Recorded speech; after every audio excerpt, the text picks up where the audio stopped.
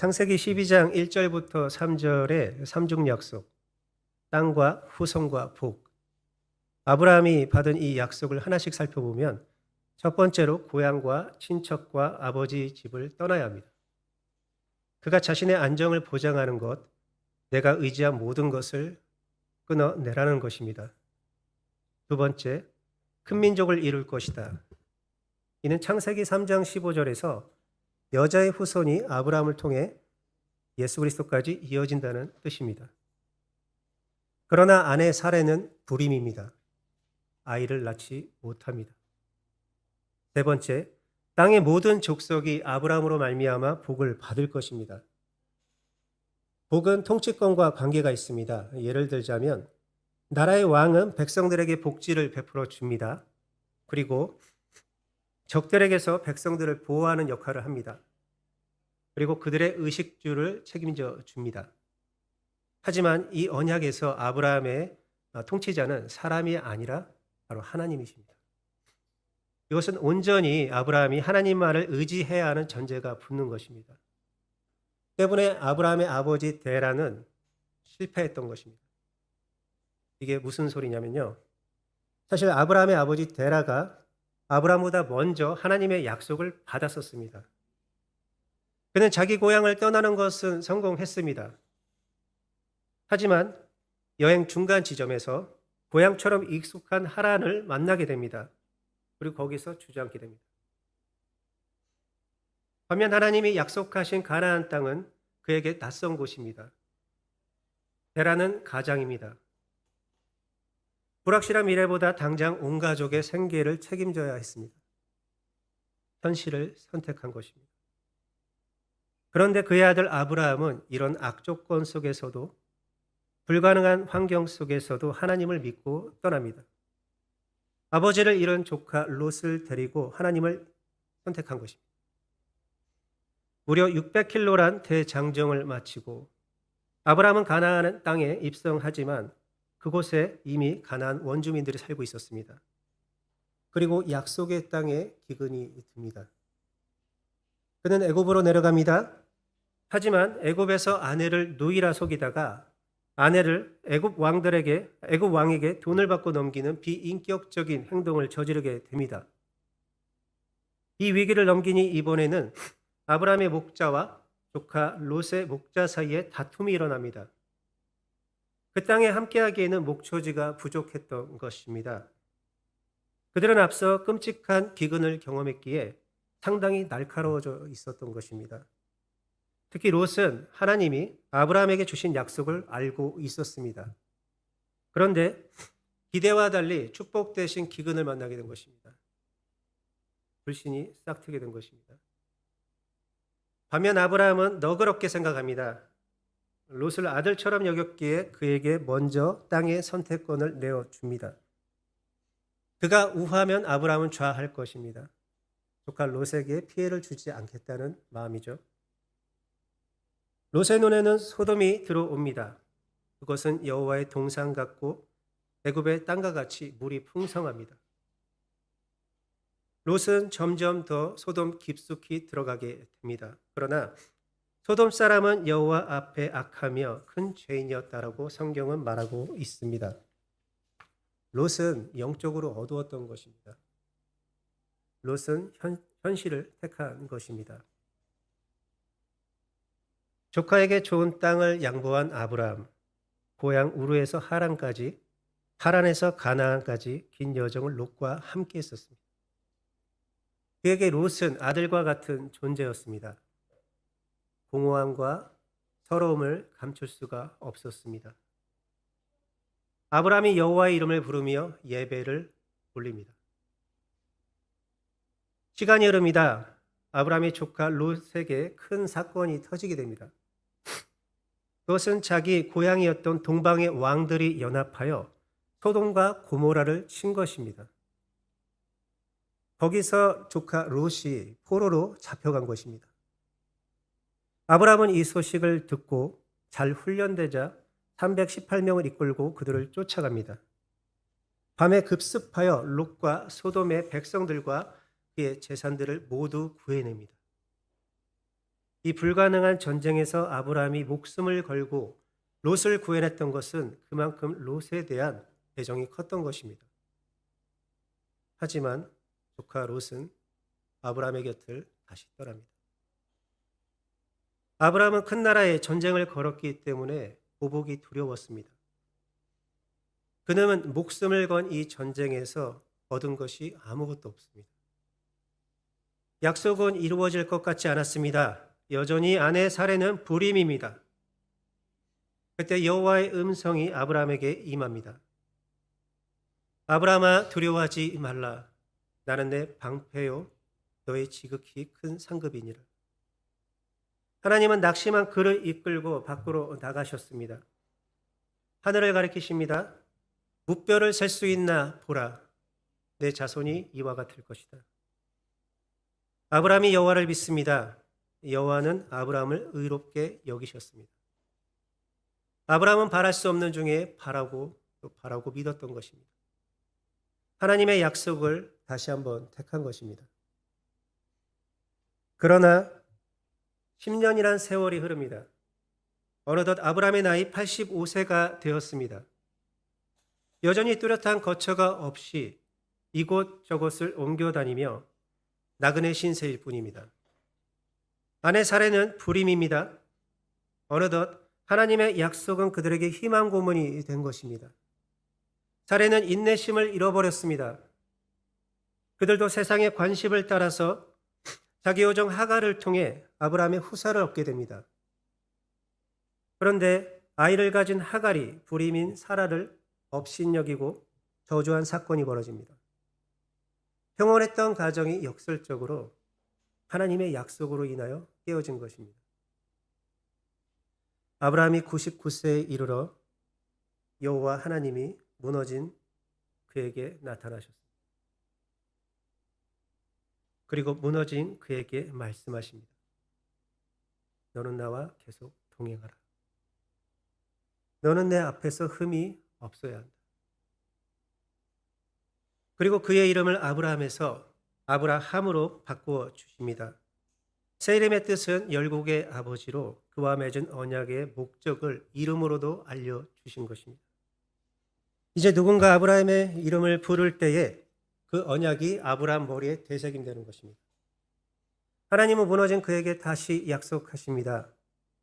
내 아내 사레가 내게 아들을 낳으리니 너는 그 이름을 이삭이라 하라. 내가 그와 내 언약을 세우리니 그의 후손에게 영원한 언약이 되리라. 하나님이 아브라함에게 말씀하시고 그를 떠나 하늘로 올라가셨습니다. 바로 다음에 여호와의 약속대로 여호와께서 말씀하신 대로 사라를 돌보셨고 여호와께서 말씀하신 대로 사라에게 행하셨습니다.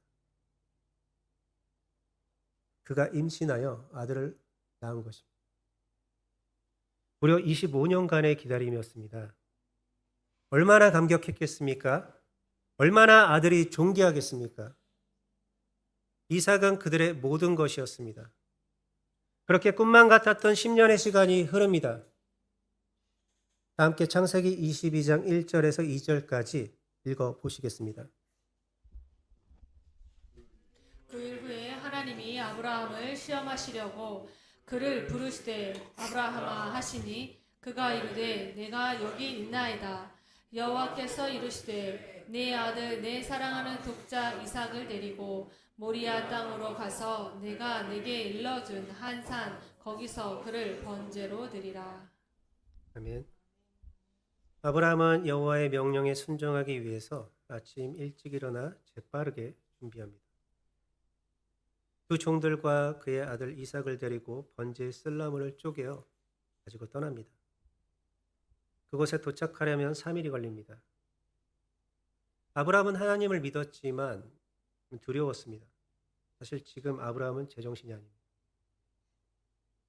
아들 이삭은 하나님이 약속하고 또 약속해서 주신 아들입니다. 무려 25년의 기다림 끝에 얻은 아들입니다. 그런데 이 아이를 불에 태워 죽이라고? 아브라함이 가던 길을 멈추고 눈을 들어 모리아산을 바라봅니다. 종들에게 말합니다. 너희는 여기서 기다리라. 내가 내 아이와 함께 저기 가서 예배하고 우리가 너희에게로 올라오리라. 다 함께 창세기 22장 6절을 읽어 보시겠습니다. 아브라함이 이에 번제 나무를 가져다가 그의 아들 이삭에게 지우고 자기는 불과 칼을 손에 들고 두 사람이 동행하더니 이삭이 아버지 아브라함에게 묻습니다. 불과 나무는 있는데 번제할 어린 양은 어디 있습니까? 아브라함이 답합니다. 내 아들아, 번제할 어린 양은 하나님이 자기를 위하여 친히 준비하시리라. 아브라함이 모리아산에 제단을 쌓고 이삭을 올려놓습니다. 주저없이 칼로 아들을 잡으려고 하자 여호와의 사자가 긴급하게 나타나 아브라함을 멈추어 세웁니다. 그에게 아무 일도 하지 말라. 내가 내 아들, 내 독자까지도 내게 아끼지 아니하였으니 내가 이제야 내가 하나님을 경외하는 줄을 아노라. 아브라함이 눈을 들어 주변을 살펴봅니다. 한 순양이 수풀에 걸려 있었습니다. 그 순양으로 여호와께 번제를 드립니다. 아들을 대신하여 한 순양이 죽임을 당했습니다. 이는 아담의 원죄를 해결할 여자의 후손 예수님의 죽음을 앞서 보여주고 있는 것입니다. 바로 모리아 땅에서 이스라엘이 세워집니다. 바로 그 모리아 땅에서 예루살렘 성전이 세워집니다. 바로 그곳에서 여자의 후손 예수님이 십자가형을 받게 됩니다. 여호와의 산에서 준비되리라. 여러분 그거 아십니까? 아브라함은 살아있을 때 그가 땅을 상속받지 못했습니다. 그가 취한 땅은 아내 사라의 매장지뿐이었습니다. 그럼에도 아브라함은 약속을 따라갔습니다. 아들 이삭을 바칠 정도로 하나님을 따라갔습니다. 무엇 때문일까요?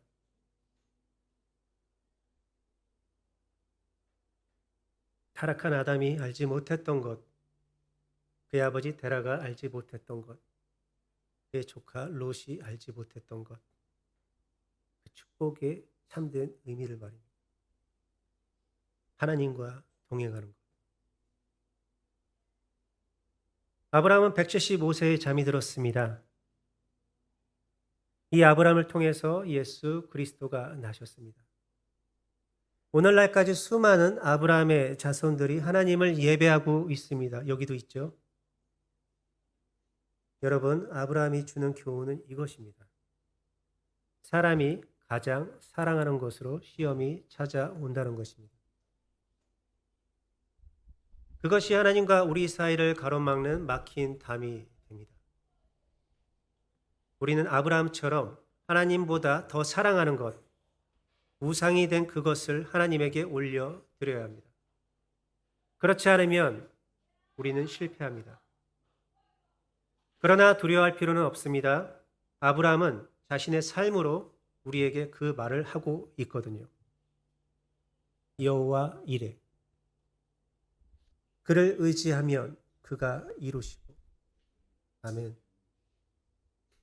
마지막으로 제 삶을 나누어 봅니다. 저는 2017년 남미에서 밤하늘을 바라보다가 무뼈를 셀 수 있나 보라. 아브라함이 들었던 음성을 저도 동일하게 듣게 됩니다. 그곳에서 교회에 대한 약속을 받았었습니다. 하지만 시간이 지나도 아브라함처럼 이곳저곳 떠돌아다녔을 뿐 약속은 성취가 되지 않았습니다. 대신 2019년 저희 소꿉친구의 비보를 듣게 됩니다. 그때 저는 집을 잃어버려서 아주 먼 시골 개척교회를 찾아갑니다. 그곳에서 기약 없이 말씀과 찬송과 기도를 드리고 있었습니다. 그런데 예수님이 찾아오셨습니다. 저에게 안수를 하셨습니다.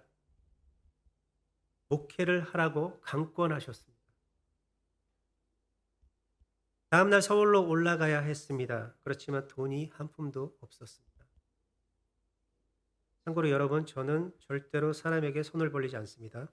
그런데 갑자기 제 통장에 7만 원이 입금이 됩니다. 버스를 타고 기흥 온누리교회 주일 예배를 올립니다. 당시 설교 주제는 여호와 이레.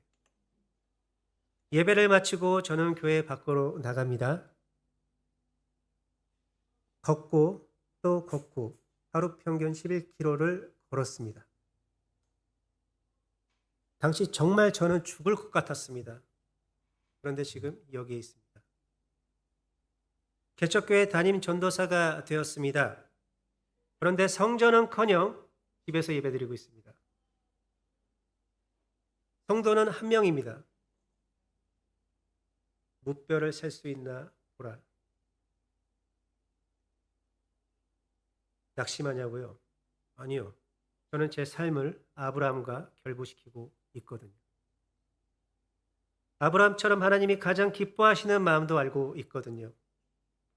우리 마지막으로 창세기 15장 6절을 읽어보시겠습니다.